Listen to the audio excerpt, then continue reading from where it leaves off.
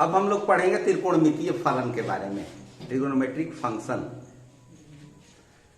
त्रिकोणमितीय फलन आप पढ़े हैं, पूर्व कक्षाओं में आप पढ़ करके आए हैं।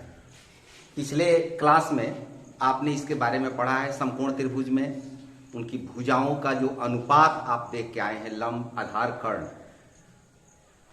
पी बी एच के बीच relation, sine, cos, tan, cot, sec, cosec, इसके बारे में आप पढ़ के आए हैं, आप इससे परिचित हैं। यहां पर हम उसी को थोड़ा मॉडिफाई करते हैं।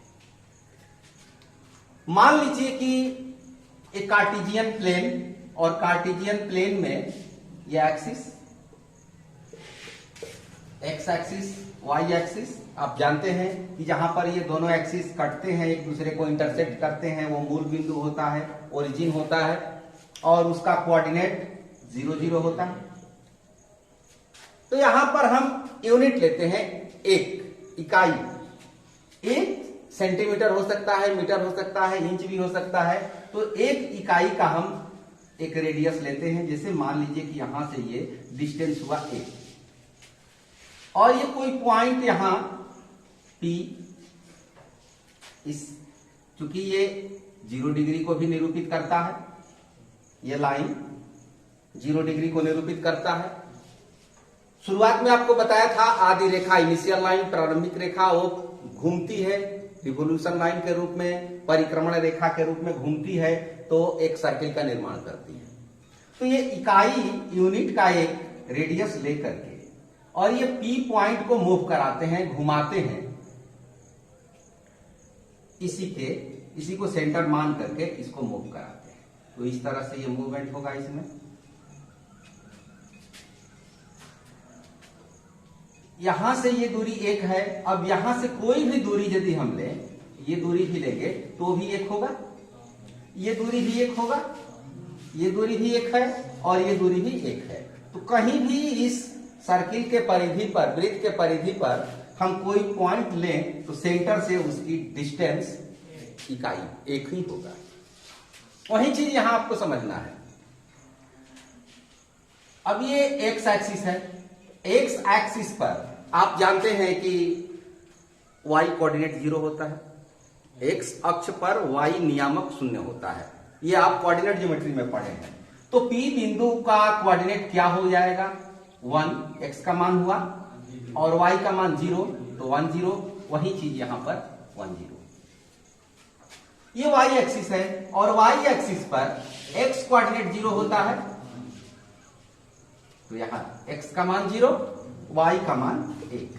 ये चीज आप यहां बी पॉइंट पर देख रहे हैं। ठीक उसी तरह ये निगेटिव x एक्सिस है, तो यहां पर चूंकि x एक्सिस ये है, तो यहां भी y का मान 0 होगा, लेकिन x का मान निगेटिव होगा। ठीक उसी तरह ये निगेटिव y एक्सिस है, तो यहां पर x का मान 0, y का मान -1। वही चीज यहां आपको ये A B C D के रूप में दर्शाया गया है, यहां A लिखा गया है। अब मान लीजिए कि इस सर्किल पर हम कोई पॉइंट लेते हैं, कोई बिंदु लेते हैं, और ये P हमने यहां ले लिया। आप कहीं भी ले सकते हैं, ये मत सोचिएगा कि हमने यहां लिया है, इसमें यहां क्यों नहीं लिया, यहां क्यों नहीं लिया। इसके बारे में भी आप बाद में समझ जाएंगे कुछ देर बाद कि यहां पर ही क्यों लिया गया। ये फर्स्ट क्वाड्रेंट होता है, फर्स्ट क्वाड्रेंट होता है, और फर्स्ट क्वाड्रेंट में दोनों साइन पॉजिटिव होते हैं। तो प्लस मान सुविधा के लिए इसी क्वाड्रेंट में हमने इसको लिया है, क्योंकि प्लस प्लस दोनों हो, एक्स और वाई दोनों का मान पॉजिटिव हो, उसी के लिए यहां हमने लिया है। अब यहां से एक परपेंडिकुलर हम खींच लें, इस एक्सिस पर एक लंब खींच लेते हैं। ठीक है, PM perpendicular on OX। P का कोऑर्डिनेट मान लिया जाए कि A और B है, P का कोऑर्डिनेट AB है। तो A क्या हुआ? यहां से ये डिस्टेंस हुआ X अक्ष पर, ये हुआ A, और ये Y अक्ष के जो पैरेलल है वो B। ठीक है इतना। और यहां जो कोण बना उसको रेडियन में x लिखा गया। अब कुछ समझ में आया? अब ये राइट एंगल ट्रायंगल है। राइट एंगल ट्रायंगल में क्या जानते हैं आप? Pythagoras theorem. पाइथागोरस लंब स्क्वायर जोड़ आधार स्क्वायर बराबर कर्ण स्क्वायर। वास्तव में तो पाइथागोरस से पहले पिछले क्लासों में मैंने बहुत बार इसकी चर्चा की है कि पाइथागोरस का नाम बाद में आया, उसके पहले कौन थे? बौधायन थे। ये बौधायन प्रमेय है और उसके आधार पर ये आधार स्क्वायर, लंब स्क्वायर, कर्ण स्क्वायर, ए स्क्वायर जिसे आधार हो गया, बी स्क्वायर कर्ण लंब हुआ और ये कर्ण, एक स्क्वायर। एक स्क्वायर का मान एक, तो ये एक रिलेशन बनेगा A square plus B square is equal to 1। इस त्रिभुज में बनेगा। सब जगह नहीं बनेगा, यहां पर जो कंडीशन लिया गया है उसके अनुसार ये बनेगा। ठीक है। अब यदि यहां पर थीटा की जगह पर हम एक्स लिखेंगे तो साइन एक्स का मान क्या होगा? साइन एक्स लंब बटा में कर्ण, साइन एक्स बराबर बी बटा एक अर्थात बी, और कॉस एक्स का मान क्या होगा? आधार बटा में कर्ण ए होगा। अब ए और बी का जो ये मान है यहां पर रख दिया जाए, यहां पर रखा जाए तो हम क्या पाते हैं? ए के जगह पर कॉस एक्स तो कॉस स्क्वायर एक्स, और बी के जगह पर साइन एक्स तो साइन स्क्वायर एक्स। तो cos square X plus sine square X is equal to 1। ये फॉर्मूला आप पढ़े हैं, साइन स्क्वायर थीटा जोड़ कॉस स्क्वायर थीटा बराबर। ठीक इसी तरह से यहां पर इसका डेरिवेशन हुआ। अब आगे देखिए, जब ये पॉइंट एक चक्कर पूरा करता है तो 360 डिग्री का कोण बनाता है। तो 360 डिग्री में 2 पाई रेडियन का कोण बनेगा। यहां से मूवमेंट शुरू होता है,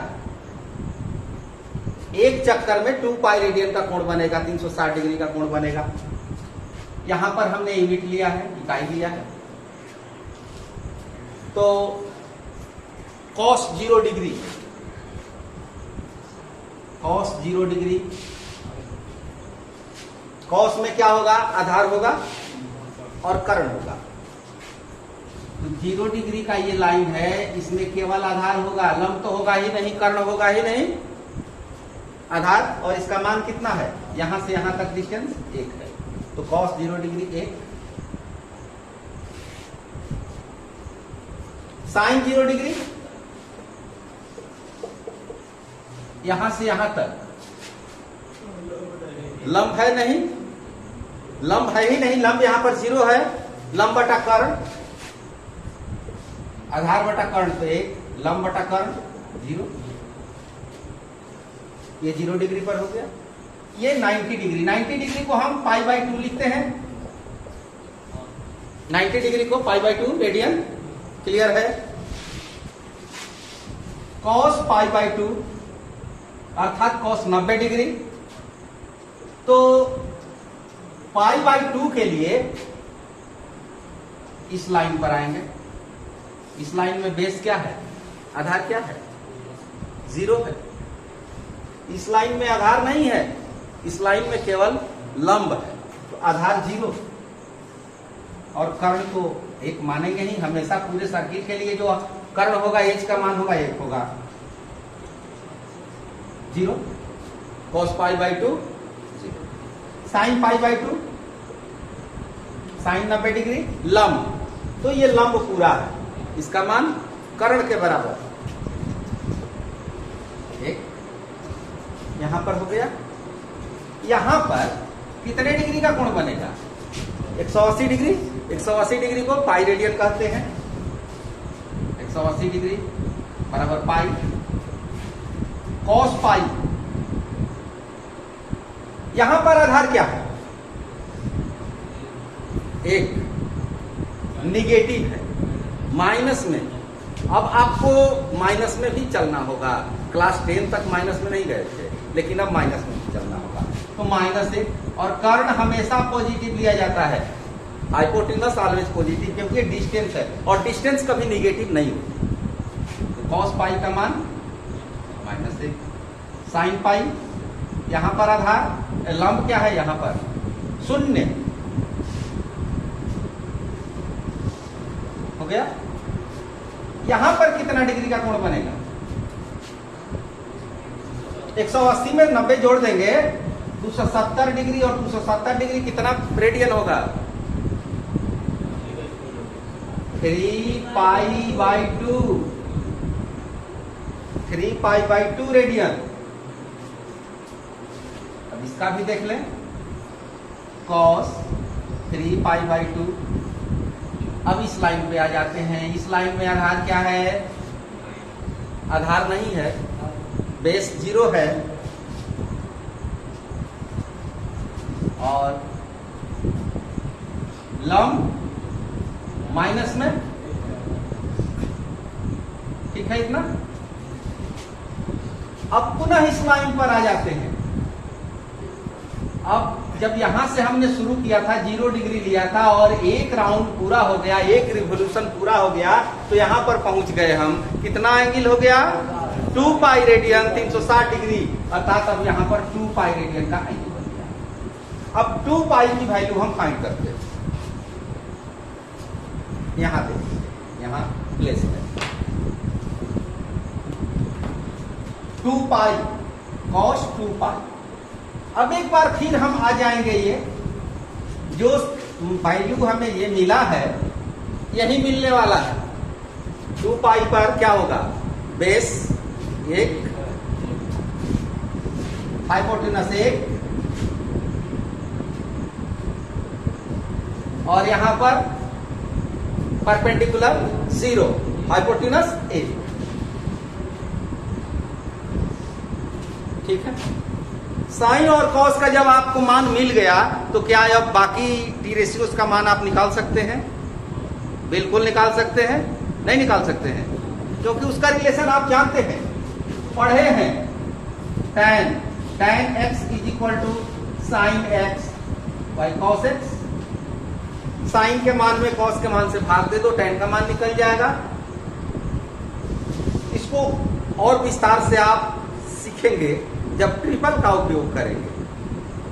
वैदिक मैथमेटिक्स में जो ट्रिपल का प्रयोग किया गया है, उसका जब उपयोग देखेंगे तो इतना सब झंझट की जरूरत नहीं पड़ेगी, इतना नहीं करना है, बस सीधे आप मान दे करके बोलते जाएंगे। तो आप tan का, cot का, sec का मान के लिए क्या करेंगे? cos के मान का इनवर्स ले लेंगे, रिसिप्रोकल। cosec के वैल्यू के लिए साइन का रिसिप्रोकल ले लेंगे, और इस तरह से ये मान हम निकाल लेंगे। ज्यादातर अब आपको ये प्रयास करना है, डिग्री के स्थान पर रेडियन का यूज करना है। ये आदत डालनी पड़ेगी आपको।